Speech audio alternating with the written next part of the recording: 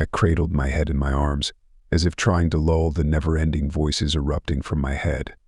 The room was so dark, and yet so bright. A light shined directly upon me, while darkness enshrouded the room around.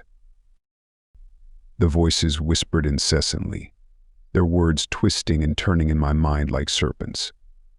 I tried to block them out, to focus on the faint light that seemed to beckon me forward.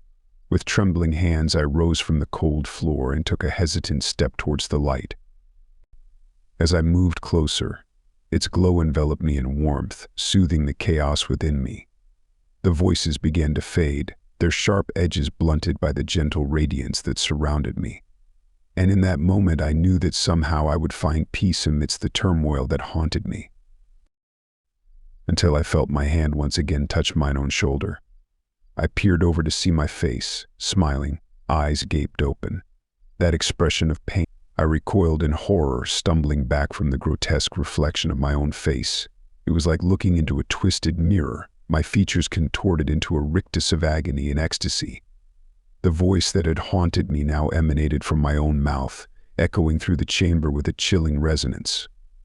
As I gazed into those familiar yet alien eyes, a wave of dread washed over me. How could this be happening? Was I losing my mind completely? Or was there something more sinister at play in this strange place of light and shadow? With trembling hands, I reached out to touch the reflection before me, half expecting it to shatter like glass. But my fingers met cold, unyielding flesh, sending a jolt of terror through my veins.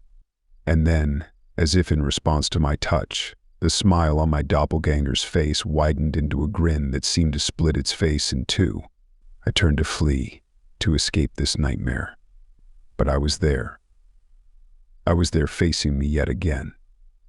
A reflection now with eyes of sadness and a frown. The air seemed to thicken around me, making it difficult to draw a breath. The room that once felt vast and empty now felt claustrophobic, as if the walls were closing in on me. I stumbled backwards, my heart hammering in my chest, desperate to escape the chilling presence of my own twisted reflection. With a surge of adrenaline, I turned and ran towards the faint light that still beckoned me forward. Each step felt like wading through treacle, as if an invisible force was pulling me back towards the monstrous reflections that haunted me. But I refused to look back, refused to give in to the terror that threatened to consume me. Darkness before had never felt so smothering, so imminent. The light faded. I was caught in oblivion. I was now consciousness in the void. I desperately tried to feel for anything with no hands, stand with no feet, and speak with no lips. I called out to the darkness, and yet my mind was the only listener to the cries of my soul. Cries not of agony, pain, or sadness, but of desperate hope. Hope to feel something, or to hear a whisper. But in the suffocating void, my pleas echoed back at me unanswered.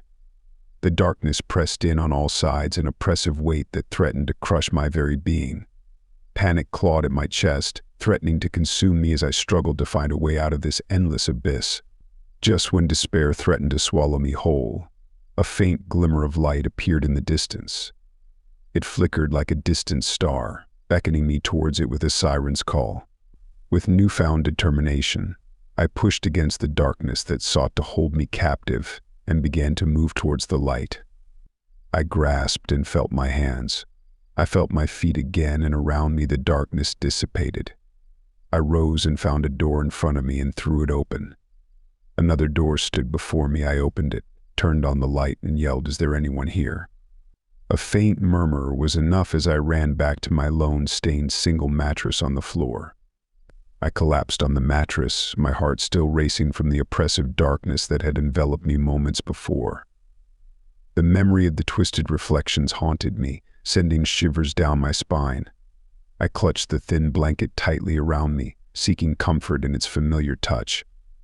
The murmur grew louder, taking shape as a harsh voice that seemed to whisper from the shadows.